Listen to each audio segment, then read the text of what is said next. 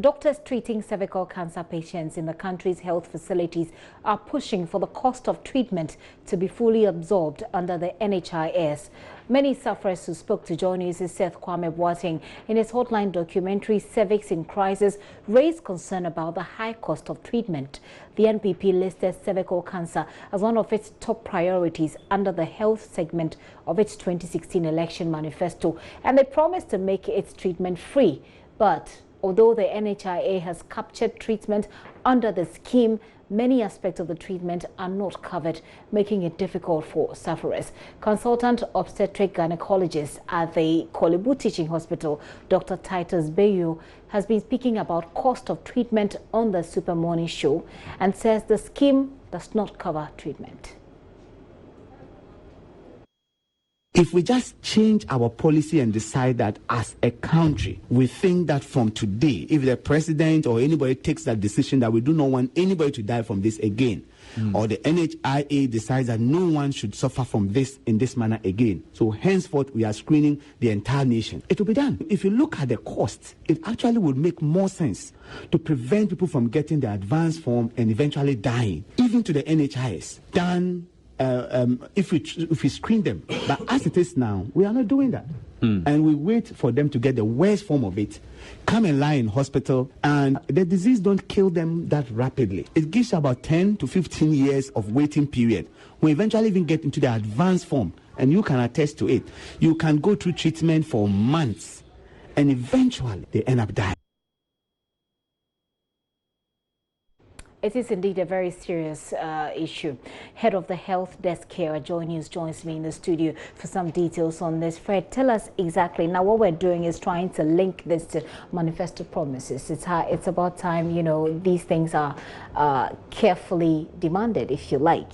What does the manifesto say as far as cervical cancer is concerned? Well, indeed, the NPP was very careful about what it promised Ghanaians during the 2016 general elections, and before that they had put in their manifesto that they intended to treat various cancers, some cancers that they listed as a national problem, and therefore they were going to prioritize its treatment.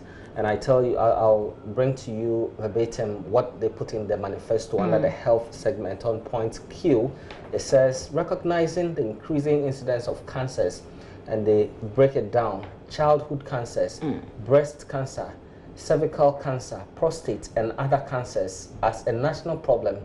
Establish centers at all levels of our healthcare delivery system for screening, diagnosis, early detection, and prevention of these cancers, paid for under the restructured and revitalized NHIS.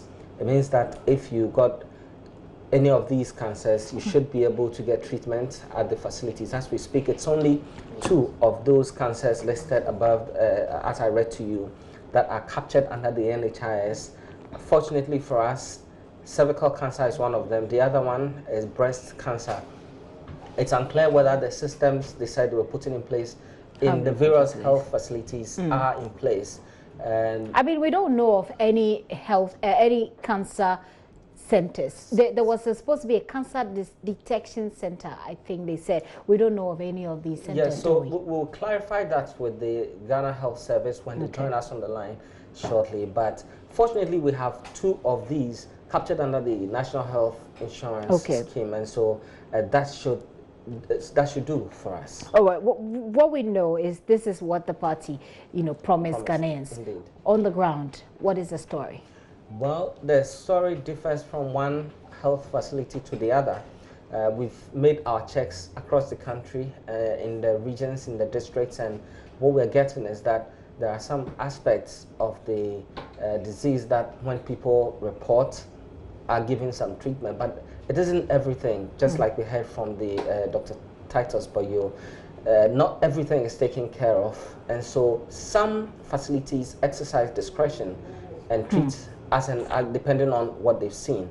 And so if, for instance, today you signed on to the National Health Insurance Scheme as a subscriber, you'll be given a subscriber's handbook which will indicate the number of ailments that the scheme covers. Yeah. That will include cervical cancer. Cervical cancer and breast cancer. But unfortunately, on the ground, when you go, the situation is completely different. It's completely different. Fred, thank you very much. But let's find out, why is the situation on the ground different when on the paper it says something else? We go on the lines now and speak with Dr. Dennis Lai. He's Program Manager, Non-Communicable Diseases with the Ghana Health Service. Dr. Lai, thank you for your time this afternoon here on The Pulse. Thank you. Thank you for having me. I'm sure that you followed the conversation that I've just had with our head of health desk here.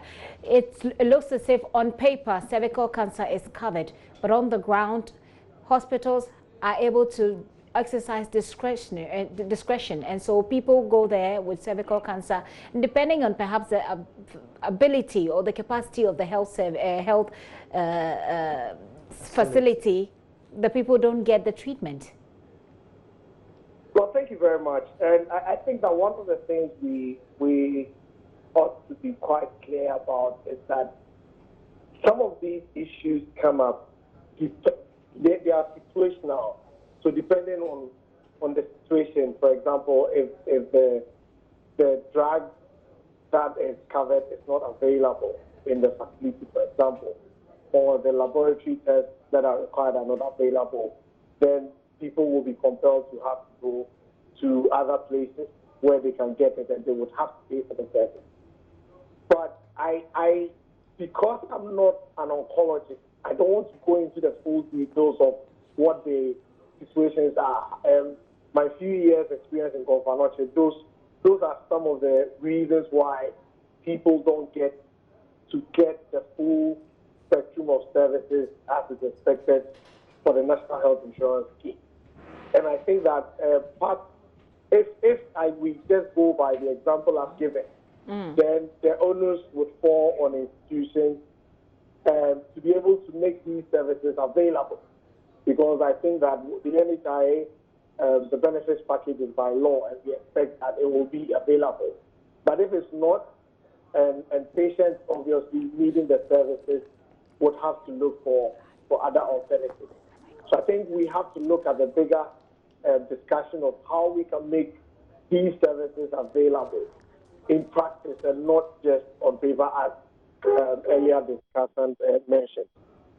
Well, I just spoke to the head of our health desk here, who referred us to what the NPP had in their manifesto. I mean, now that it's a party in government, I just want to clarify with you whether or not these cancer centers that were promised, can you confirm if they've been if even one has been established? Well, I am not aware of a new cancer center set up. What I know is that with the teaching hospitals coming up, they would have these oncology departments as part of the teaching hospital. So if we're looking for a standalone cancer treatment center, no, but definitely with the teaching hospital, the whole teaching hospital coming up, for example, we are likely to see these departments coming up. And one of the things that I think we should be mindful of is the fact that training a doctor to become an oncologist doesn't happen in a very short period. Indeed, in the period that the government has been in power, even if from day one they had recruited doctors to be trained as oncologists, I can assure you that at this point we wouldn't have had any oncologists produced. So it's a process, and I think that once there's political commitment to get these things down, what civil society can do, or what the general public can do, is to, for want of a better word, put pressure on government to get these things done for the benefit of all Ghanaians. Very well. Dr. Lai, thank you so much for your time this evening. My Dr. pleasure. Dennis Lai there, he's Programs Manager in charge of non-communicable diseases. He is with the Ghana Health Service. Well, the documentary is Cervix in Crisis. Cervix in Crisis, and it was produced by Seth Kwame Boateng. Earlier, I had our head of health desk, Fred Smith, take us through what the NPP's manifesto says about cancers, and also you heard about what the Kolebu Teaching Hospital doctor had to say about it.